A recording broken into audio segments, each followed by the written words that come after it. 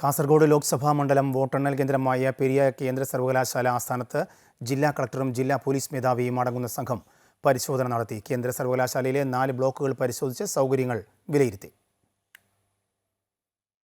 Kasaragod parliament മണ്ഡലത്തിലെ 7 നിയോജക മണ്ഡലങ്ങളിലെയും voting യന്ത്രങ്ങൾ കേന്ദ്ര സർവകലാശാലയിൽ സൂക്ഷിക്കും.